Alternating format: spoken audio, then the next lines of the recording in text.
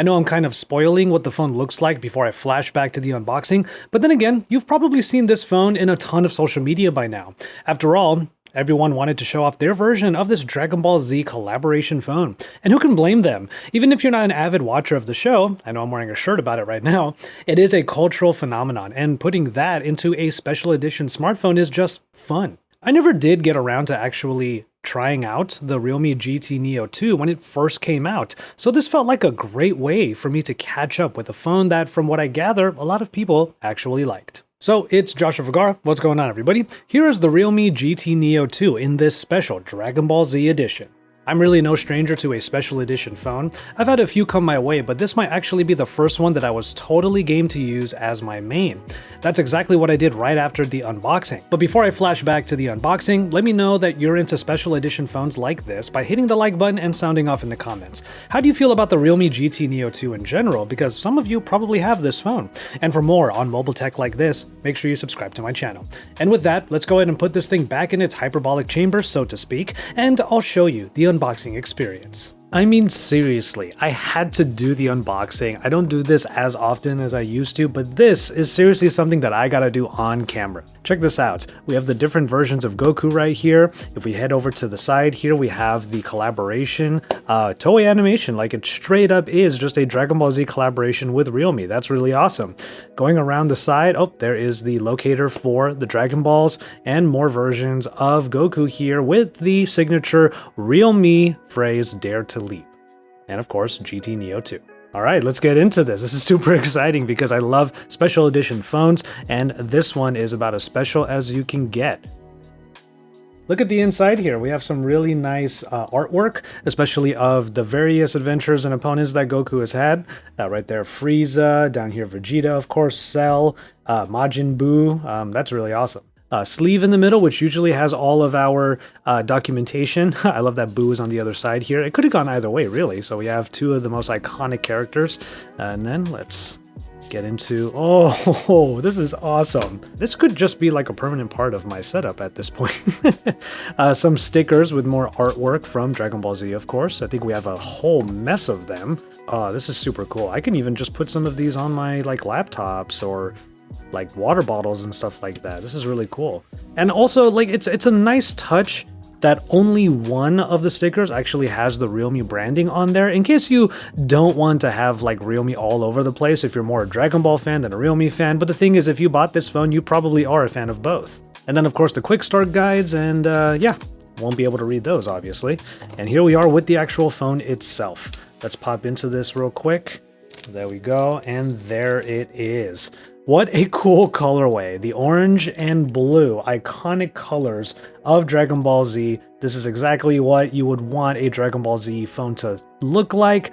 You still get the 64 megapixel camera hump up here, shines real nice. Also, that camera bump doesn't really stick out a whole lot, which is kind of cool. And then we have this insignia here that you would see on the uniforms of the Dragon Ball Z characters. Now, it is really awesome, no matter what phone it is, to see that a case is included, but take a look at how simple this case is compared to the phone itself. Why would you cover this thing up? I mean, look how much you are losing by putting this case on. So what we have here is the Super Dart charger. This is going to give the phone super fast charging, something that I'll probably rely on a little bit, and as it turns out, the plug will actually work in my American plug. The other items don't necessarily have too much branding on them. Oh, but here's one thing that I really love. I have saved as many of these as I possibly can whenever a special edition phone comes in, but take a look at this SIM tool. The Dragon Ball Z, basically logo, right there on... Oh, and it's a Dragon Ball. That is awesome. I love this. Like, I love the attention to detail that some of these special edition phones have, and this right here is one of those tiny little tidbits that is really cool to see. The Dragon Ball Z stylings definitely add to what was already a pretty nice looking phone, now just putting the signature orange and blue with this uniform insignia. Fun fact, this is the kanji for Go, which of course is the first part of Goku's name, but is also a word that means enlightenment or wisdom. Goku wears this insignia in the arc that I think all of us pretty much grew up with, the Frieza saga.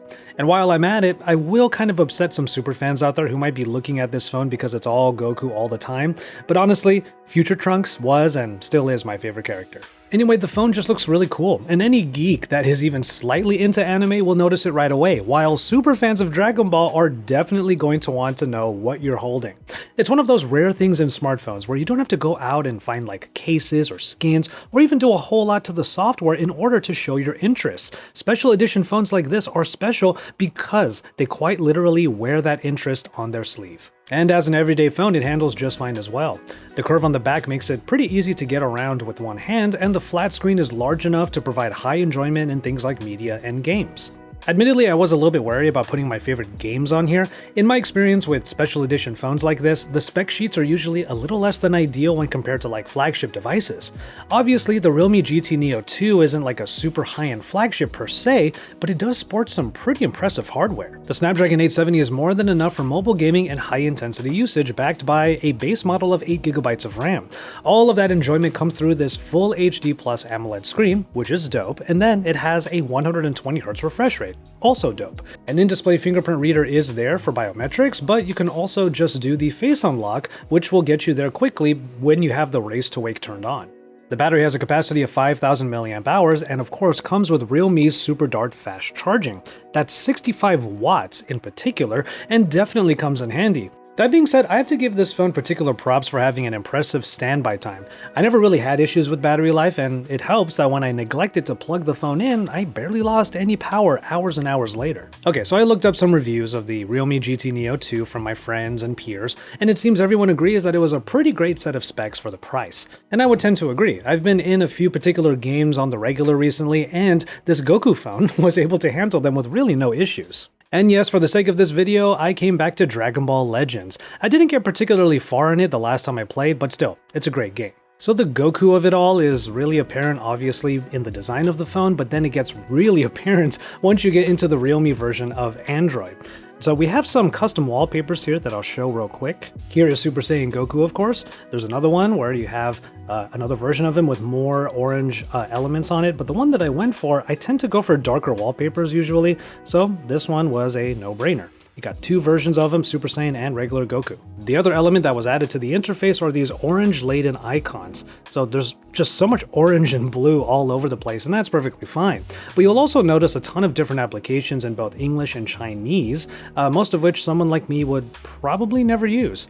This is a Chinese release phone in my hands after all, but that being said, I was able to get the Google Play Store on this phone and set up most of my key applications for daily use.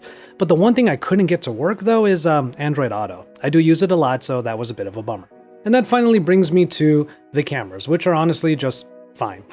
While the spec sheet is impressive for how this phone is priced, these cameras just barely hit my admittedly high threshold for reliable daily shooting. As per usual, the main sensor is where most of one's time should probably be spent. The 64-megapixel shooter yields pretty great results in better lighting situations, and then it falls apart pretty quickly in even indoor settings. The night mode is there to help out, but the results are still pretty grainy.